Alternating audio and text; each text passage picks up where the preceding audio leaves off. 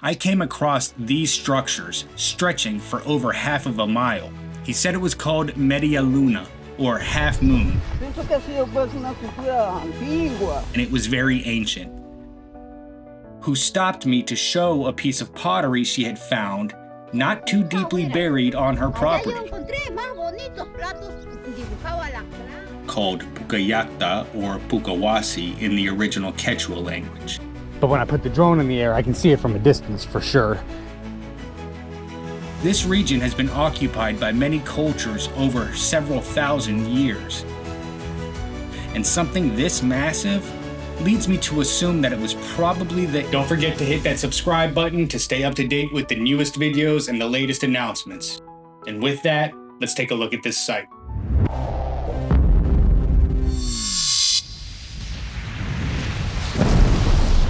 As I was surveying this southern coastal valley in Peru using Google Earth, I came across these structures stretching for over half of a mile, covering this entire face of this mountain range.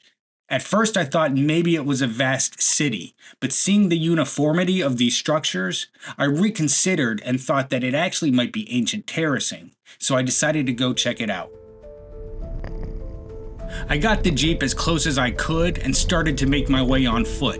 Fortunately, I came across the owners of the farmland between me and the site, and I was lucky enough to meet Crisantos, who owned the property. He graciously walked me to the site, and on the way, I asked him about it. ¿No nombre? Este se llama Media Luna. Media Luna. Sí, Media Luna. He said it was called Media Luna, or half moon, and it was very ancient. ¿Y tú qué piensas que es ese sitio? Pienso que ha sido pues una cultura antigua. Oh, sí, sí, yo pienso. Claro, y que ya con los restos ya no se encuentran ya casi algunas cosas más que se han quedado ahí. He added that a lot of artifacts had been found and left there. Muchas gracias para tu tiempo aquí. De todas maneras, pues tengo que enseñar. ¿Y sabes qué cosas se encontró los arqueológicos o no? Sí, aquí han encontrado ollitas. Ollitas. Ollitas de barro, pues. Ah, yeah. He said archaeologists had come decades ago, and I asked him what types of things they were finding, and he said that they found a lot of little pots with grain inside.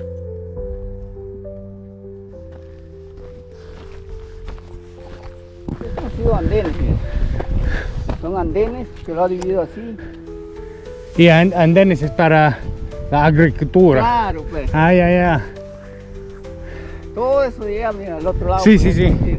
Es el mismo.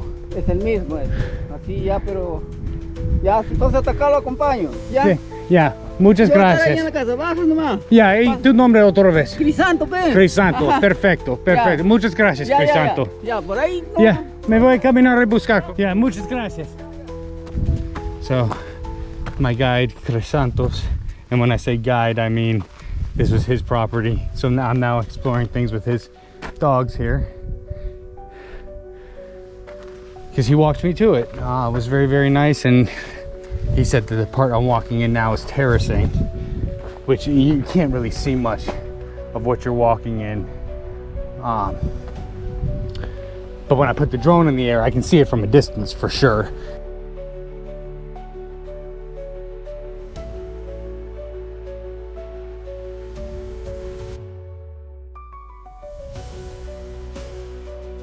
He said that the structures at the site were andenes, or terracing, which led me to wonder which cultures could have produced such a large scale of crop cultivation.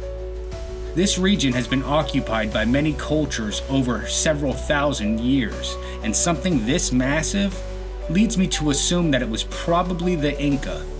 And the Inca were likely repurposing and expanding what probably started out as terracing initially by the Wari culture, as they were the ones responsible for the innovation of the sloped mountainside approach to layered terracing. And after the dissolution of the Wari Empire, it was the Chincha who came to dominate this southern region of Peru. and the Chincha were subsequently absorbed into the expanding Inca Empire.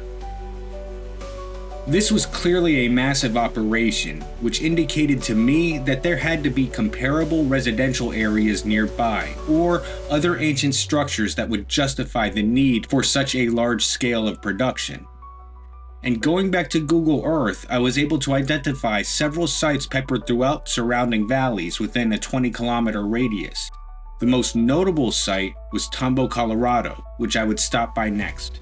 As I was leaving the site and their property, I was met by Crisantos' wife, Rosa, who stopped me to show a piece of pottery she had found not too deeply buried on her property. Sí, ahí. Acá lo encontré ahí. Muy bonito. Ahí también me encontré bastante platos rotos, Sí. pero con dibujitos bonitos. She added that they were frequently finding fragments, sometimes ones with beautiful designs. And she also pointed out half-buried original Inca stonework that seemed to be a walkway or a path of some Es sort. como pircao es. Wow. Pero allá también es como pircao era. Allá yo encontré más bonitos platos dibujados alacrán. Ah, qué raro. Eso es magnífico, ¿no? Ah, ¿Y tu nombre otra vez? Rosa. Rosa. Ya. Muchas gracias para tu tiempo, Ya. para todo esto, ¿ya? Ya, gracias. Gracias. Ya. Y gracias para enseñarme eso. Ya. I thanked Rosa for her time, and while there was still daylight left, I figured I should try to make it to that prominent site I had seen on Google Earth.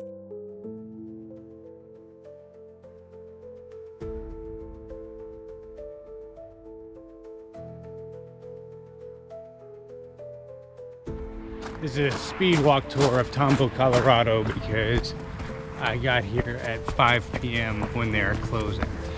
Literally 5:03. So, just gonna do a quick little walking tour. Tambo, Colorado was one of the largest Incan administration centers in this region and is said to have been constructed by the Inca around 1450 CE under the reign of Pachacuti.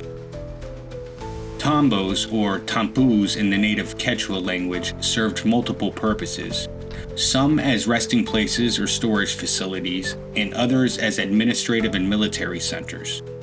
As the Inca continued to develop interconnected roads, these tambos were erected roughly one day's travel apart from one another, and the remnants of these tambos can still be found today, spaced anywhere from 20 to 30 kilometers apart.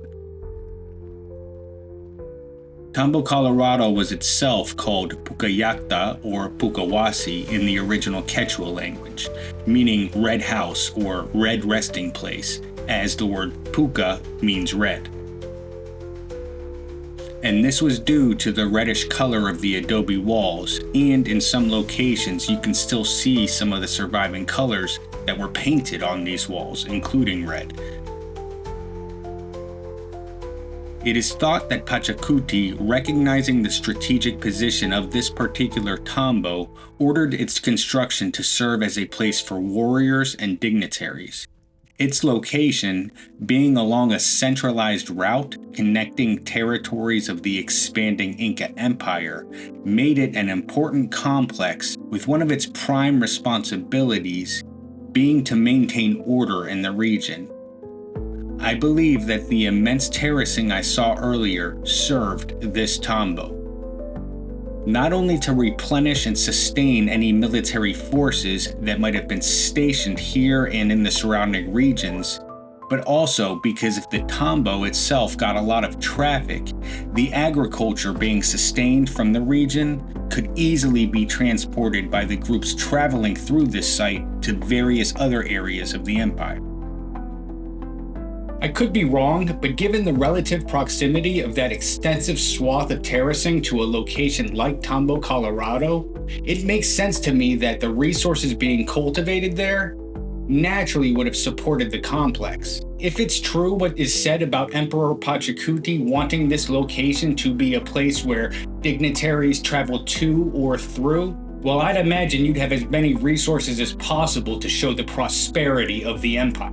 And given the relative instability of some of the cultures that were ultimately absorbed by the Incan Empire, I imagine that the need for control was prevalent, and so to have enough resources to support a military campaign or troops being stationed in those regions would also make sense to me. Definitely leave any thoughts in the comments, and stay tuned for announcements about a 2025 expedition I'm trying to plan for Pillars of the Past. And if you value the Pillars of the Past mission to document, investigate, and help preserve these ancient, forgotten, obscure sites, well, this expedition could use all the help it can get. I think we can see from a lot of these videos that simple benefits could be things like camera stabilizers and microphones, but also bigger things like surveying equipment and potentially LiDAR even. That would be a dream.